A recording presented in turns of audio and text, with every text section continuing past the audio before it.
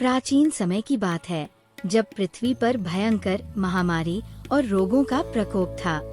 चेचक, ज्वर, त्वचा रोग और अन्य संक्रामक बीमारियां तेजी से फैलती थी, जिससे लोग असहाय हो जाते थे।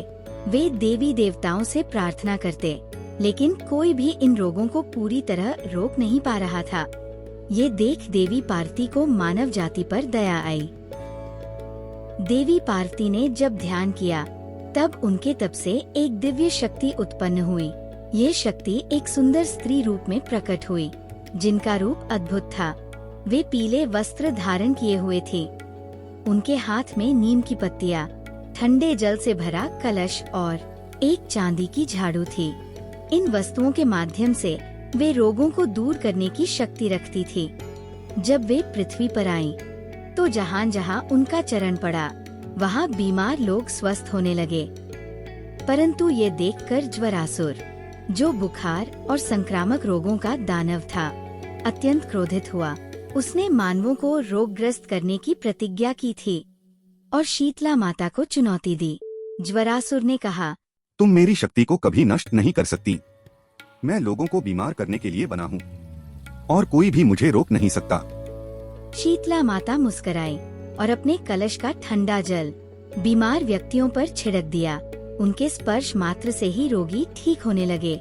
जिनके शरीर पर चेचक और फोड़े फुंसी थे, वे शीघ्र ही स्वच्छ और स्वस्थ हो गए। ज्वरासुर ने देखा कि उसकी शक्ति निष्फल हो रही है। उसने हार मान ली और शीतला माता के चरणों में गिरकर क्षमा याचना करने लगा। शीतला माता ने उसे आशीर्वाद दिया और कहा, जो लोग मेरी पूजा करेंगे और मेरी बताई हुई परंपराओं का पालन करेंगे, उन पर तुम्हारा कोई प्रभाव नहीं पड़ेगा। ज्वरासुर ने इस वरदान को स्वीकार कर लिया और वचन दिया कि वह केवल उन्हीं लोगों को प्रभावित करेगा जो शीतला माता का अपमान करेंगे।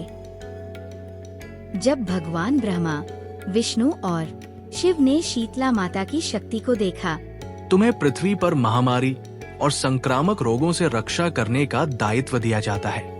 जो भी तुम्हारी पूजा करेगा, वो बीमारियों से मुक्त रहेगा। तब से शीतला माता को रोगों की देवी के रूप में पूजा जाने लगा।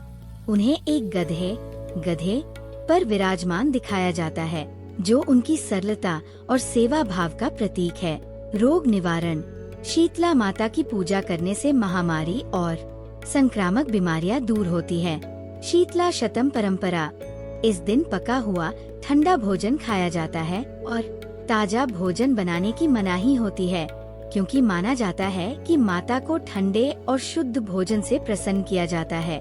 नीम का महत्व। शीतला माता के पूजन में नीम के पत्तों का विशेष स्थान होता है, क्योंकि नीम में औषधीय गुण होते हैं और यह रोगों से बचाव करता है।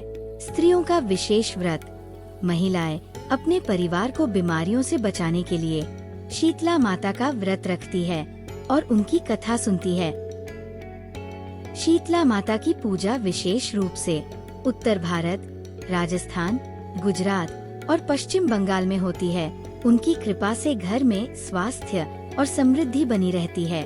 उनका आशीर्वाद पाने के लिए 7वीं और 8वीं तिथि पर ठंडे भोजन का भोग, नीम के पत्तों का उपयोग और माँ के भजनों का गान किया जाता है। इस प्रकार शीतला माता केवल एक देवी ही नहीं, बल्कि स्वास्थ्य, शुद्धता और करुणा की प्रतीक, जिनकी कृपा से संसार रोग मुक्त रहता है।